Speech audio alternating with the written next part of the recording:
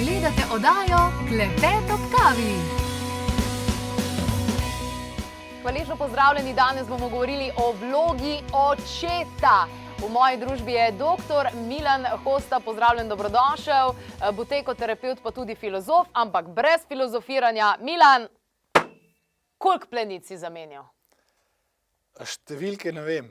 Jih je bilo pa kar nekaj, glede na to, da v bistvu sem zdaj, sta že najstnici, pomagal odraščati dvema otrokoma. Zdaj, če gledamo statistike, vidimo porast tega, da si moški recimo vzame porodniško in da so nekako bolj vpleteni, da so včasih varuške, pa bomo tudi potem o tem majčkeno spregovorila, ampak sama zgodovina pa ne kaže, ni bilo včasih tako. Kaj, moški je bil nek poglavar in on se nekako v čustvene zadeve ni vpletal, ali kako je bilo to? Ja, mi lahko rečemo, da je recimo naša evropska tradicija patriarhalna, pa ne samo evropska, tudi širše. V tem smislu odnosa ne samo do ženske, kot šibkega spola in moški kot močan spol, tudi do narave same in do tega principa narave, do feminilnega principa. In načeloma ta tradicionalna vloga očeta je bila vloga kruhoborca.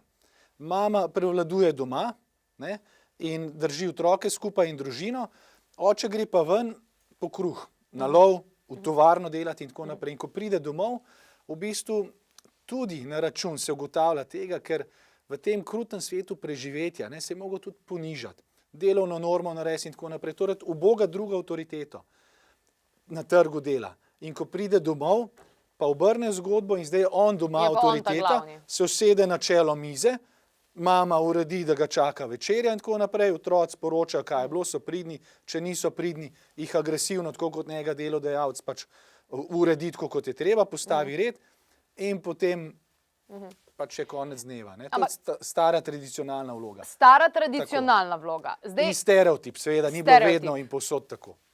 Kar sama opažam, glede na to, da sem tudi sama mlada mama in opazujem druge družine, se mi zdi, da je zdaj trenutno tako.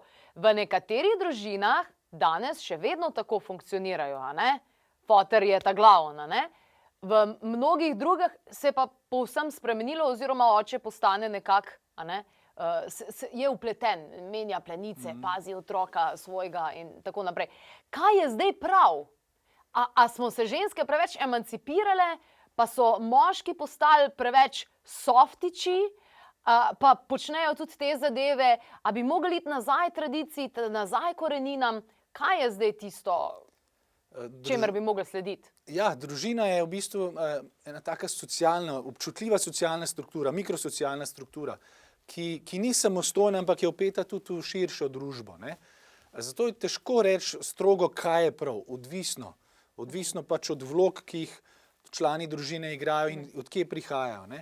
Ampak a bo to na otroku, ki ga oče veliko pazi, ki ga zna previjati, zna umiti in tako naprej? Kako se bo to rezultiralo? Ker jaz imam na tem kavču kup nekih terapevtov, ki mi zmeri govorijo, ženska, ki si je zavozila življenje, ima vedno ene in iste težave, pijance, tretje, to je zaradi očeta, to je zaradi otroštva.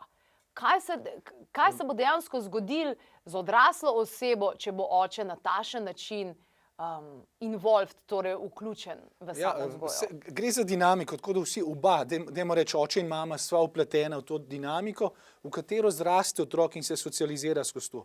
In je pogosto tudi disfunkcionalna in povzroča neke, dajmo reči, patologije, ki so rešljive, kakšne so pa težje v smislu travm.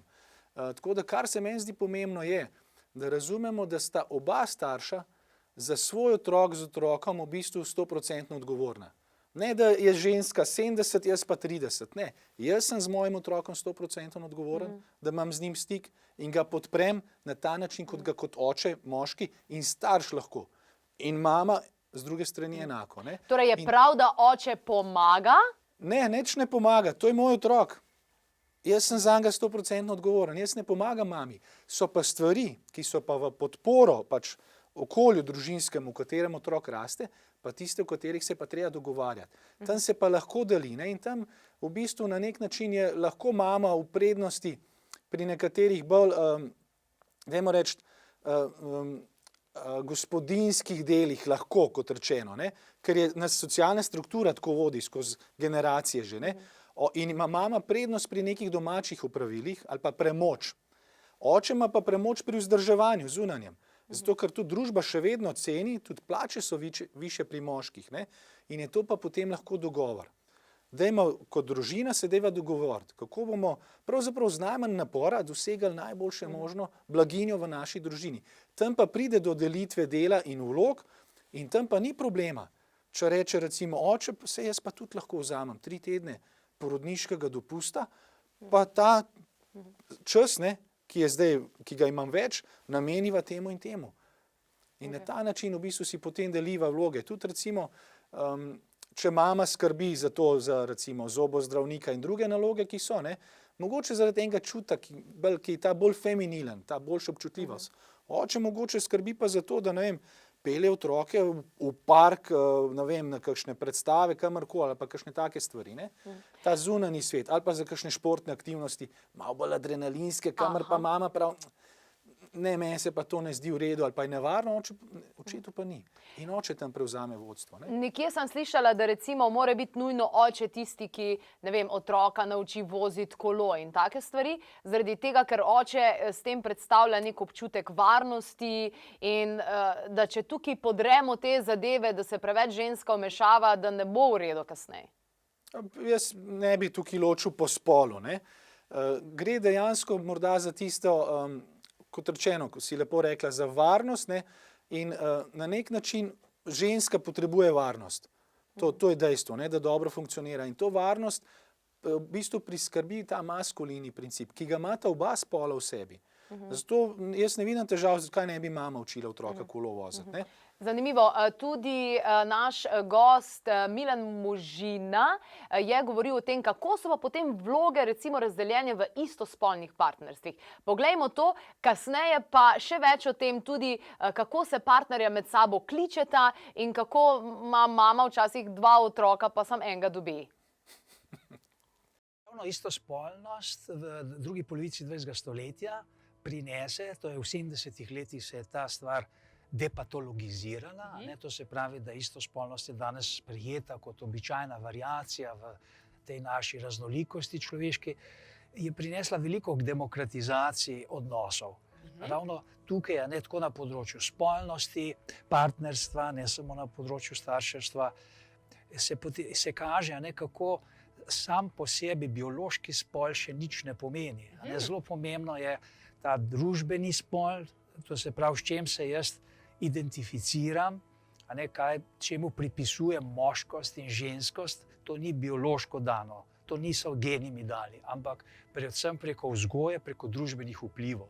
No in zdaj del moškosti in ženskosti je vse to, kar smo se zdaj pogovarjali. Tudi poprimem za kuhalnico ali tudi plenico menjam in take stvari. Tukaj se potem kaže, a ne, to, da zdaj živimo v času, ko je vse to postalo bolj plastično, bolj gnetljivo. V spolnosti se lahko raziskujemo, iščemo nove oblike možnosti v partnerstvu in tudi v starševstvu. No, zanimivo, tololeke, adeleke, mogoče sem povedala prav, ampak samo mogoče.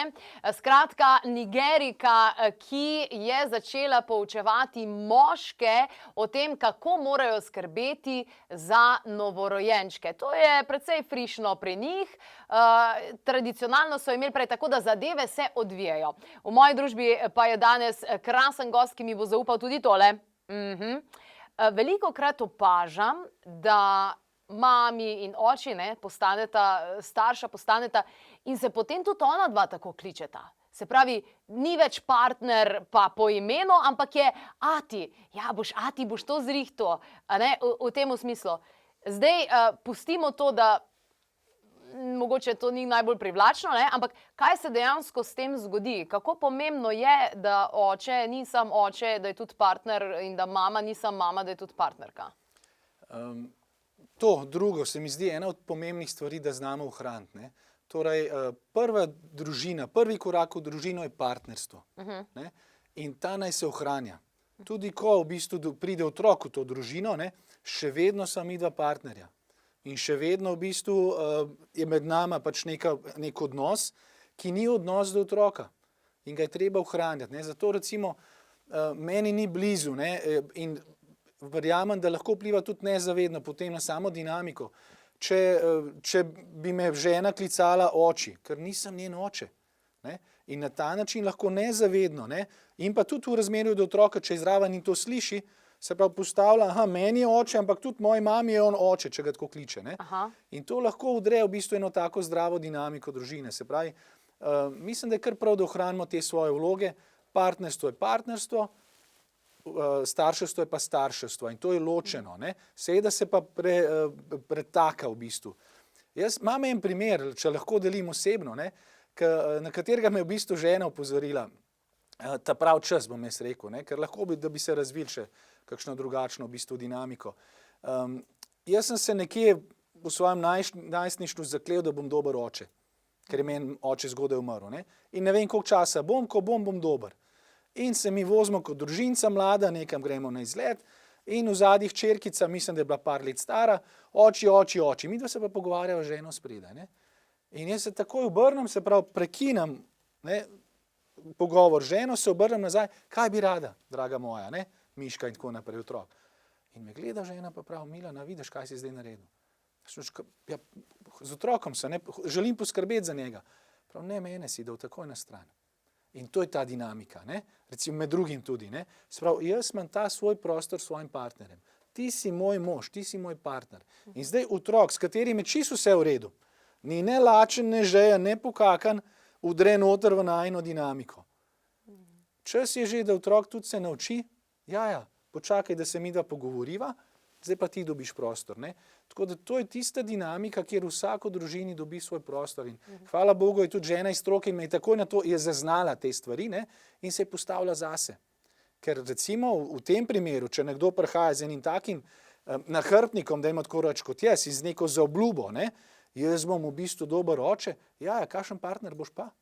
Kaj si se pa tukaj zaobljubil, ne? In to je treba dobro postaviti in zaznati. In čim prej pravzaprav počistiti take stvari. A lahko ženske pravzaprav delamo ta feler, da moškemu ne pustimo, da je oče? Lahko se ga dela, absolutno, ker je možno. Ne? Na kakšen način, s čim to delamo? To je pravzaprav nihaj proti feminizmu, proti materinskemu šovinizmu. Seveda obstaja moški šovinizem, ne? Ženska je zaštedilnik in tako naprej, na drugi strani pa moški sam stran roke od otrok. To so moji otroci, jaz sem jih rodila, 9 mesecev sem trpela, na porodu je bolel, pojma nimaš, kako je to. Pust me primer, ne? In ženska kot levinja pravzaprav zdaj v svojem brlogu, v svojem domu, skrbi za svoje otroke in moški odpade. Odpade in se počuti nevredenega. In to je v bistvu destruktivno za družinsko dinamiko. Ne? Potem se kaj, pa moški uleže na kavč, če pa ne znam, zakaj bi, gre ven v gostilno in tako naprej. In v bistvu ta materinski šovinizem lahko očeta postavi v vlogo pravzaprav tudi otroka. Sej nimaš pojma, bom jaz vse. Ne? In pa se začne moški obnašati kot otrok. Pa daj vse, če nisem dovolj dober. Ampak potem se pa zgodi, da ženske prihajajo na različne delavnice, na dogodkih in srečujem, za vse sem sama, tako sem utrujena, on pa samo na kavču sedi. Torej, mogoče ga je pa ona odrinila stran. Ja, in ga je treba povabiti in mu naložiti to odgovornost, naj kar prevzame odgovornost. Ne? Recimo v praksi, če pogledam, sama, ko sem zvedela, da sem noseča, se mi zdi, da v tistem trenutku sem se začela zavedati tega, čutila sem, nekaj se mi dogaja v telesu in tako naprej. Ne? Pri partnerju, kaj pa vem, mogoče, ko je bila 2 meseca stara, se mi zdi, da je za telesom pa za vsako celico dojel, da je oče. Ja. To je v bistvu ta biološka determiniranost. Ne?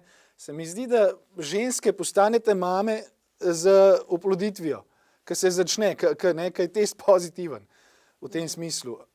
Takrat se po moje zbudi ta čut. Pri nas se ta prav, vsaj posebej sklepam, ko se otrok rodi. Ne? Jaz sem bil tudi zraven pri porodu, takrat sem šele res začutil, zdaj sem oče. Ne? Prej na nek način nimaš tazga stika, kot imate ve z otrokom, ki se že razvija. Ne? In to tudi potem določa to dinamiko naprej, kar je po biologiji prav. Oče zraven pri porodu. Moram priznati, slišala sem tudi zgodbe, kjer so bili moški zraven pri porodu in so imeli kasneje težavo s tem, da so žensko svojo partnerko znova dojeli kot neko seksualno bitje, zaradi tega, ker se jim je takrat tukaj zasmila oziroma mogoče celo so doživeli nek gnus ali karkoli podobnega. Kako je s tem biti pri porodu zraven, da ali ne? Moraš biti kot moški iskren sam s sabo, a boš ti to prenesel ali ne? Točno to. To je pač narava, to so zakoni narave. In to je v bistvu ena čast, da daš v bistvu, da ženska, ko rodi otroka, to je nekaj največjega, kar se v naravi lahko zgodi, da novo življenje zraste. In ti si seveda kot moški prispeval v to. Seme, če smo čist na biološki ravni, nič kaj več velik, ženska pa veliko več. In v bistvu, ko to sprejmaš, to svojo vlogo, da si podprl rojstvo novega življenja, in tako to jemlješ tudi kot neko čast, lahko pogledaš oziroma vidiš potem tudi žensko kot v bistvu eno lepoto življenja, ki kreira novo življenje. Moj partner je rekel, wow, zdaj pa bolj spoštujem ženske. Ja, točno to. In vidiš, skozi kaj gre. Zdaj, če pa v bistvu veš, da ne boš prenesel tega, ali pa da v bistvu je to skregano s tvojim pogledom na seksualnost, čeprav je zame potem to patološki pogled. Vse v bistvu spolnost, je osnovna funkcija v spolnosti je nadaljevanje življenja, biološkega, se pravi reprodukcija. Se pravi, če želiš biti zrel v spolnosti, sprejmi, da lahko ženska tudi rodi, in gre s tem naprej. Se pravi, naj ne bo potem pa manjko pri tem smislu seksualnega objekta. Seveda še vedno je spolnost lahko še toliko boljša in tako naprej, ker pač dozorevamo, skozi te stvari spoznavamo v bistvu en drugega in če pa moški oceni, da ne bo tega prenesel, da mu ni, potem pa bož, da ne gre. Bož, da ne gre. Tako, naj pusti to intimo, pa reče, to pa tvoja intima, vaša intima, ženska intima, jaz se v to ne vtikam. Vsej v začetku je mama ta glavna, a se more oče potem tudi kasneje zmeri strinjati z njo, da bosta skupaj nastopila kot enotna, kot tim? Ne. Tukaj je vsak v bistvu starš sam in odgovoren za svoj odnos, kot sem že prej rekel. Ampak a ni potem otrok zmeden? Mama je rekla tak, ti pa rečeš tak. Ne, saj nisva samo midva igralca v njegovem življenju. So še babice, dedki, vzgojiteljice, učiteljice, strici, tete, vrstniki in tako naprej. Tako kot vsak človek, vsak z vsakim vzpostavlja svoj odnos. In do očeta je lahko tak, do strica bo drugačen, do prijatelja drugačen. Tako da tukaj v bistvu se otrok znajde najbolje, če smo mi v odnosu do otroka iskreni. In v tem smislu morata starša sodelovati, da seveda se dogovorita, kako vzgajata, kje so osnovne vrednote, principi in tako naprej. Ampak kako pobarvata to vzgojo, to pa treba pustiti avtentično v staršu kot takmu. Če pa slučajno vidiš, da te moti, recimo, da je partner agresiven do otroka, po tvojem mnenju, kaj pa treba vprašati. Jaz pa mi ni všeč, kako ti vzgajaš na ta način, se mi zdi nasilno, agresivno, kaj pa ti s tem želiš doseči, da ga povabiš, a sploh veš, kaj delaš, ker mogoče da ne ve. Mogoče samo avtomatično, nezavedno ponavlja vzorec svojega očeta, tako je biti dober oče. Ampak ta oče pa, če je rastel gor v drugih okoliščinah, je bil nasilen. To pa jaz ne bom dopuščala. Se pravi, je treba biti ozaveščen, ker velikokrat pridejo stare stvari na plan. Tako. Zanimivo. In to je tudi ena od v bistvu lepših stvari starševstva, ker se srečaš sam s sabo. Ker otrok pravzaprav pripomore k temu, da potegne iz tebe tudi nezavedno. In to je pa tisto, kar omogoča človeku, da dozoreva kot človek. Ogledala, ne? Tako. Super, hvala lepa. Evo, fantastičen pogovor in veliko informacij. Zdaj pa le dajte svojim decom, da si tole pogledajo še enkrat. Na YouTube kanalu najdete namreč vse te vsebine, sicer pa če vpišete Gaja Akademija, to je neko tako spletišče, platforma za zavestne starše, kjer najdete številna predavanja in vse tiste vsebine, ki pomagajo torej vzgojiti samoiniciativnega, odgovornega otroka, ki ne bo zgolj priden in sledljiv, ampak bo realiziral samega sebe in svoje poslanstvo.